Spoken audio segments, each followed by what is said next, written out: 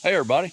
So we had some large windstorms the other night, had a lot of lightning and rain, and so far I found about 3 large trees, or in this case a large limb that came out of this giant white oak.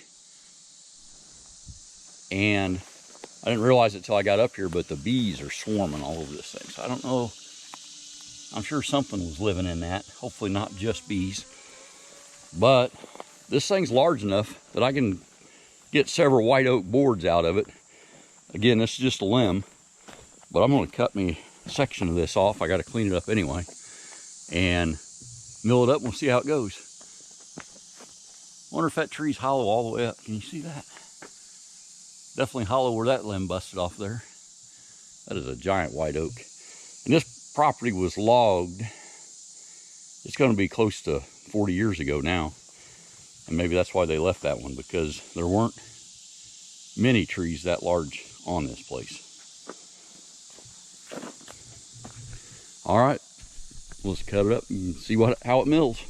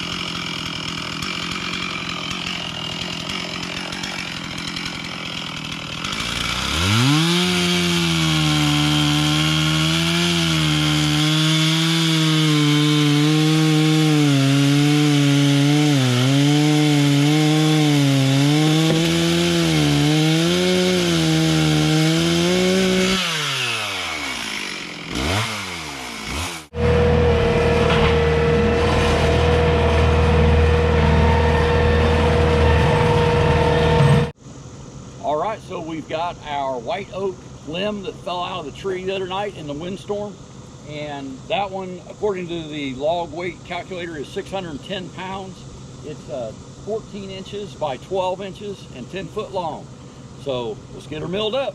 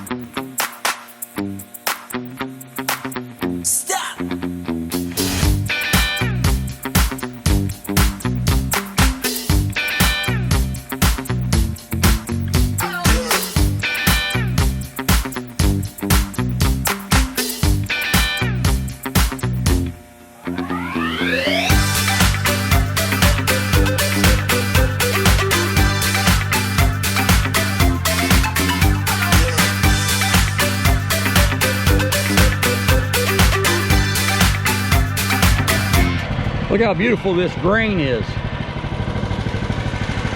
And I am milling this dry. I'm not using water. But that is some gorgeous white oak.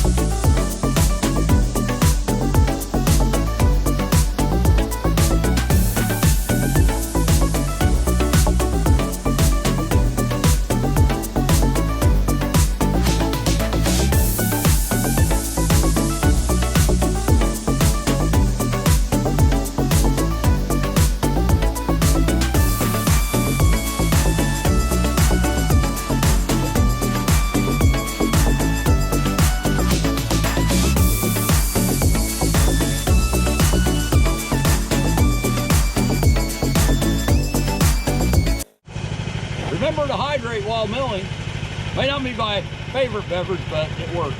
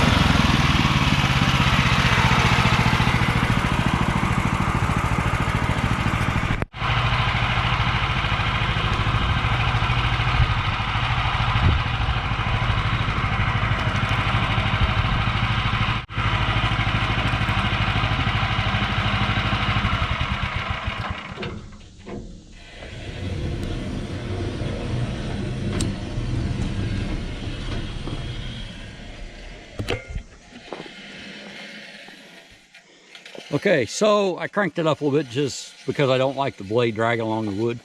But this is as small as I can get that.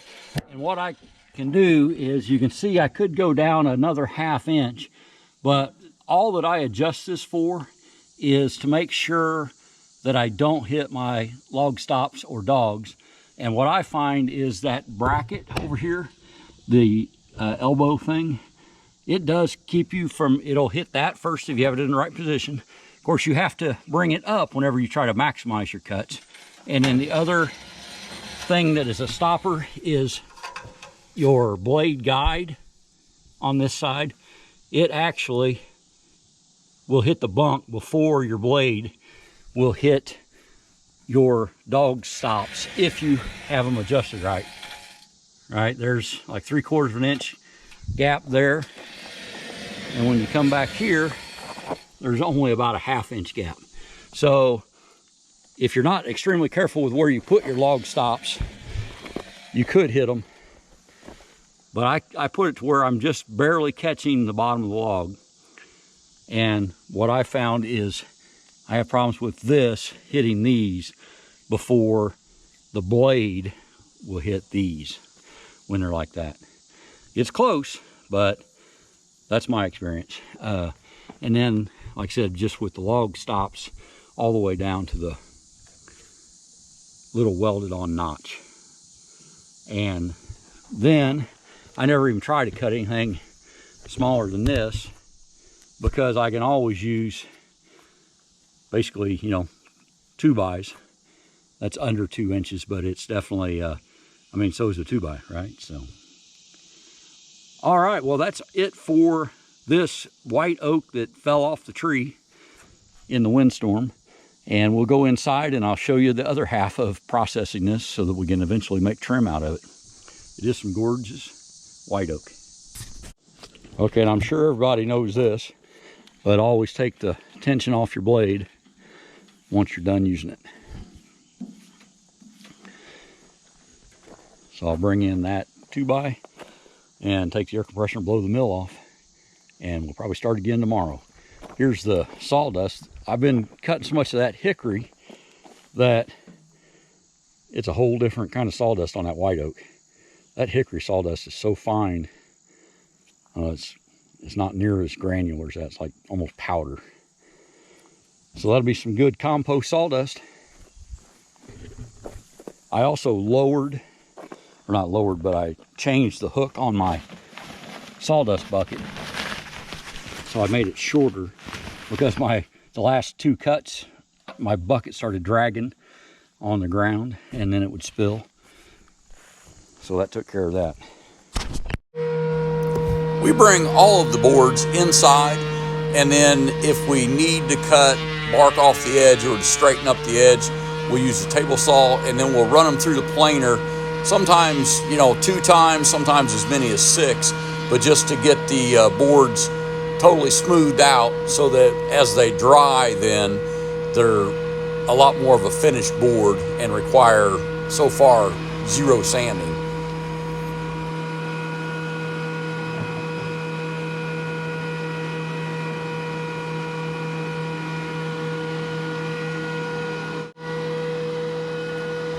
Here, Maggie's running these white oak boards through the DeWalt planer.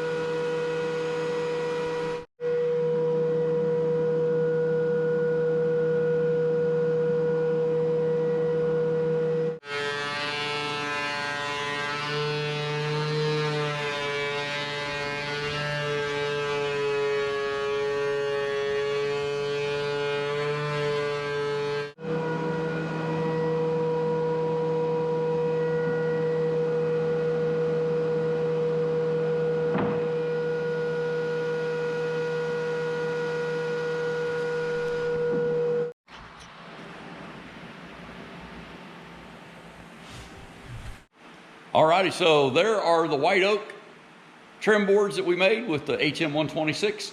And again, that white oak just kind of fell unexpectedly into our lap, actually across our driveway. And when that happens, you know, with a Woodland Mills HM126, you can just make trim boards out of them. Thanks a lot for watching. We hope you enjoyed it.